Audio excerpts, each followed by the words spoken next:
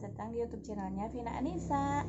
Nah teman-teman, di video kali ini aku seperti biasa mau sharing lagi seputar GERD dan anxiety gitu ya teman-teman. Dan mohon maaf ya bagi kalian semua yang dengar video ini kalau misalkan aku bicara itu kurang tinggi gitu suaranya, karena aku ngeteknya malam hari gitu, ngetek videonya malam hari, dan kebetulan aku nggak ada earphone gitu ya sama mic clip on. Nah jadi kalian bisa kayak volumenya ditinggiin atau pakai headset dengerinnya gitulah ya, mohon maaf.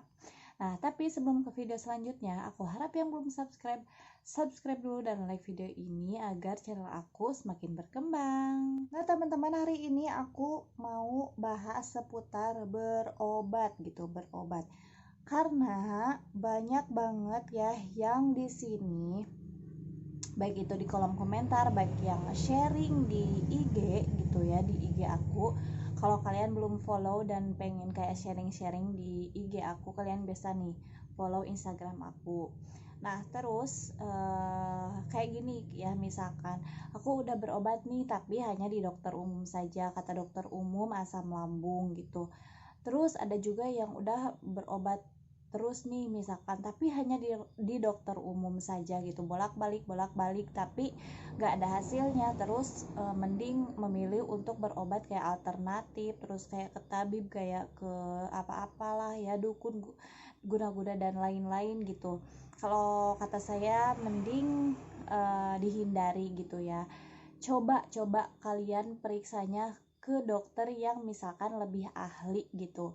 Kayak kita misalkan sakit lambung nih, terus mau berobat, mending berobat ke ahli lambung gitu, biar kayak jelas, terus kita juga kayak tepat gitu ya berobatnya. Nah untuk itu aku mau kasih tips gitu bagi kalian yang misalkan kurang mampu atau kayak yang pengen pakai BPJS gitu ya, cuman belum tahu nih gimana cara-caranya gitu. Terus bagaimana tips-tipsnya biar kalian yang masih baru gitu dan mau berobat ke rumah sakit tapi kayak misalkan belum tahu nih informasinya atau seputar rumah sakit itu gitu seperti apa. Nah tapi untuk kayak pendaftaran BPJS dan lain-lain, aku pernah share, kalian tinggal scroll aja ya ke bawah gitu mengenai cara daftar BPJS dan lain-lainnya itu. Oke teman-teman, dimulai dari yang pertama, bagi kalian pasien baru yang belum pernah sama sekali berobat ke poli atau misalkan ahli gitu ya, dokter ahli. Kalian misalkan sakit lambung, terus kalian mau berobat ke yang lebih ahli lagi gitu, kayak ahli yang benar-benar nih mereka itu ngobatin cuma fokus di lambung aja, di organ lambung gitu ya, atau ahli dalam gitu. Nah terus kalian misalkan pengen ke psikiater, itu juga kan dokternya dokter ahli jiwa, bisa gitu ya. Nah pastikan kalian yang pertama kalau mau berobat ke rumah sakit dan pakai BPJS ya harus bikin kartu BPJS dulu, harus punya kartu BPJS, dan otomatis ya nanti ada nomor BPJS-nya gitu. Dan untuk kayak misalkan belum tahu nih caranya, kata aku juga scroll aja ke bawah, itu mungkin yang pertama. Nah terus untuk yang kedua, kalian harus dapat surat rujukan, ada surat rujukan dari vaskes pertama. Aku juga udah jelasin apa itu vaskes pertama gitu ya, sedikit aja ya. Nah vaskes pertama itu adalah jadi tingkatan pertama untuk pengobatan. Misalkan kita didaftarin nih vaskes pertamanya itu di puskesmas gitu ya, kalian udah puskesmas vaskes pertama, jadi itu tuh ditanganinya sama dokter umum aja, nggak ada kayak ahli jiwa, ahli lambung, ahli gizi, atau ahli jantung, atau ahli apa. Di vaskes pertama tuh nggak ada dokter kayak ahli gitu, hanya dokter umum saja. Mereka tuh meriksanya tuh bener-bener kayak random banget gitu kan ya, mau sakit apa mau sakit apa mau sakit apa, mereka tuh hanya ngira-ngira oh ini gitu kan ya. Nah itu ya harus ada surat rujukan dari Paskes pertama. Caranya kalian tinggal pergi aja ke klinik atau misalkan ke puskesmas yang kalian daftarkan ya untuk paskes pertamanya, minta surat rujukan atau misalkan kita kan nanti suka diperiksa dulu ya. Nah udah diperiksa dulu nih, nah terus kan ya harus diperiksa dulu pokoknya kalau di paskes pertama itu udah diperiksa nih, terus gini. Nanti kalau misalkan si dokternya belum ngasih nih ya surat rujukan, eh kalau kalian benar-benar pengen banget nih berobat di ahli gitu ya, kayak ahli lambung gitu, poli sama ahli itu sama aja ya, poli lambung misalkan pengen yang lebih ke yang ahli, kalian bisa pergi dulu ke ke rumah sakitnya gitu. Kalian bilang aja gini ya, ibaratnya kalian punya nih buat berobat nih misalkan 200 sampai 300 ribu atau sampai 500 ribu uang. Kalau kalian gak dapet surat rujukan, mending kalian pergi aja dulu gitu ya, tanpa BPJS gitu ya, tanpa pakai kartu BPJS, karena misalkan si dokter umumnya gak ngasih surat rujukan gitu. Kalian pergi dulu ke sana, ke dokter spesialisnya, ke spesialis ahlinya, misalkan ke spesialis ahli dalam. Terus kalian minta nih gitu, tapi itu khusus di rumah sakit ya, karena BPJS itu semuanya yang bisa gitu ada rujukan BPJS-nya itu hanya di rumah sakit untuk poli gitu, untuk ahli gitu. Kalian ke rumah sakit, pergi ke sana minta gitu. Misalkan Bu, saya pengen berobat ke sini pakai BPJS, cuman paskes pertama saya misalkan dokter umum saya belum ngasih nih, nggak ngasih, harus berobat dulu beberapa kali baru dikasih. Nah gitu, bilang aja nanti misalkan si ahli lambungnya atau ahli jiwa atau ahli apanya, mereka bakalan ngasih gitu, kayak ini sesuai pengalaman aku ya, bakal ngasihin kayak surat gitu, surat mohon rujukan gitu dari paskes pertama gitulah teman-teman intinya. Tadi yang kedua ada surat rujukan, nah ya itu syaratnya.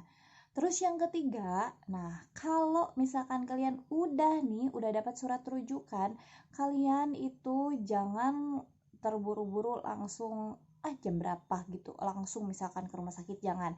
Kalian harus cari tuh informasi sebanyak-banyaknya tentang rumah sakit yang mau kalian kunjungi gitu.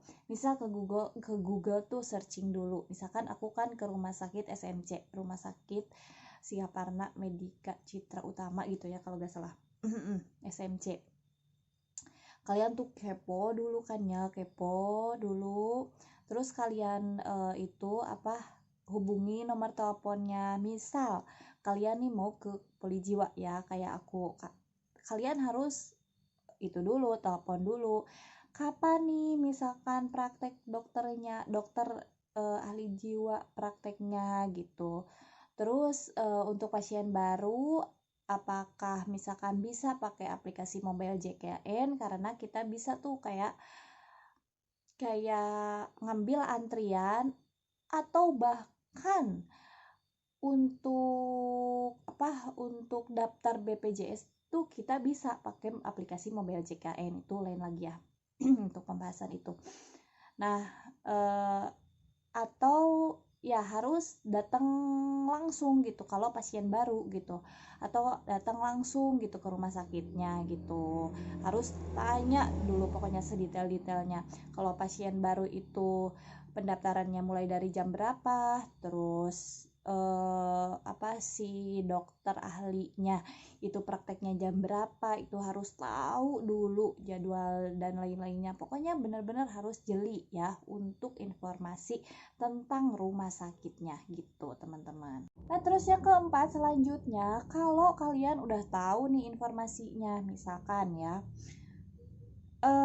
rumah sakitnya buka misal dari jam 7, pendaftarannya buka dari jam 7, kalian kalau misalkan nggak bisa tuh ya ngambil antrian di aplikasi mobile JKN, kalian datang ke rumah sakitnya harus lebih awal. Karena kalau kalian misalkan datangnya kayak 1 jam lebih dari pendaftaran, atau misalkan lebih siang lagi, itu tuh bakalan benar-benar ngantrinya lama. Nah, jadi harus benar-benar pagi-pagi banget, bahkan sebelum jam 7 kalian harus ada di rumah sakit biar gak lama gitu antriannya. Kalau bisa nih, kalau di rumah sakit besar tuh bahkan sebelum pendaftaran dibuka tuh udah berbondong-bondong gitu ya. Jadi mending kalian eh, apa lebih pagi lebih baik gitu. Pokoknya teman-teman harus datangnya cepat lebih awal gitu biar gak nunggu aduh lama lagi gitu teman-teman. Itu ya berdasarkan pengalaman aku. Nah, setelah dapat tuh ya si antrian gitu, terus kalian daftar kan, pasti ya nanti otomatis daftar. Terus setelah daftar langsung kan disuruh silahkan langsung aja Bu atau Pak ke klinik jiwanya misalkan, atau langsung gitu ke ruangan polinya gitu, ke ruangan dokter spesialis ahlinya gitu. Kita ke sana gitu. Nah, terus nanti kita bakal dapet antrian lagi gitu di di polinya gitu, di kayak kayak pasien dokter ahlinya gitu. Kita kan sebagai pasien dokter ahli, nanti semuanya tuh di sana, di misalkan satu ruangan itu kita tuh hanya fokus sama pasien-pasien yang mau berobat ke ahli jiwa aja gitu, misalkan ahli jiwa gitu. Nah, nanti tuh di sana kan ngantri lagi, tapi biasanya kalau kalau pasien-pasien ahli jiwa tuh sedikit gitu ya, kalian ngantri lagi. Nah, kalian harus cari tahu lagi gitu ke petugas atau apa ya yang di sana, aku dapat antrian berapa nih kalau misalkan eh, apa si si nomor antriannya gak tertera gitu di layar, atau itu harus benar-benar banyak nanya lagi gitu teman-teman. Karena itu tuh kalau misalkan pasiennya banyak gitu, kita bisa nunggu lebih lama lagi dan bisa melakukan aktivitas apa dulu gitu ya sebelum kita kayak diperiksa atau nanti langsung dikasih resep obat gitu teman-teman. Nah, terus untuk yang kelima kan setelah kita diperiksa, setelah kita set diperiksa ya, terus dikasih resep obat tuh ya, dikasih resep. Nah, kita lihat dan kita tanya ke dokternya. Tapi biasanya sih suka dijelasin dulu ya kalau kita dapat obatnya racikan atau enggak gitu. Nah, kalau obat racikan itu pasti kalian dikasih kertas. Ini obat racikannya. Nah, kita kan kucuk-kucuk langsung pergi kan ya ke farmasi, ke kayak toko gitu kan ya, toko obat. Di sana tuh bagian farmasi itu kayak pokoknya pengambilan khusus untuk pengambilan obat gitu kan ya, pengambilan obat. Nah, itu si surat resepnya kalian harus liatin.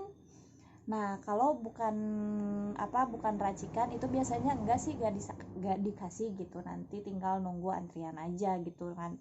Antrian ambil obatnya. Kalau kan banyak ya, kemarin aku juga yang kasusnya kayak gitu. Mereka tuh ngantri tapi enggak ngasihin tuh surat racikannya. Jadi diambilnya kan pas pas dipanggil gitu, ini tuh obat racikan gitu, jadi nunggunya lama lagi, benar-benar lama. Bahkan yang misalkan karena obat racikan tuh kan lumayan ya, harus kayaknya mungkin gitu ya, ya bukan mungkin lagi, pasti gitu kan ya, diracik dulu kan gitu, di apa dulu gitu kan, dibikin dulu gitu obatnya gitu, kapsul gitu, pasti kan itu lumayan lama. Nah ya, jadi benar-benar harus langsung dikasih gitu. Nah, bahkan yang ngasih dulu pun itu tuh kalau misalkan antrian kita nih, contoh nih ya, aku misalkan antrian ketiga nih ya, untuk pengambilan obat antrian ketiga. Nah, kalau belum dipanggil tuh antrian 3 dari misalkan 1, 2, nah si 3-nya tuh belum dipanggil, langsung ke 4. Nah, berarti obat yang nomor 3, obat antrian aku itu tuh belum selesai gitu teman-teman. 5, 6, 7, 8, 9, 10 set baru dipanggil nanti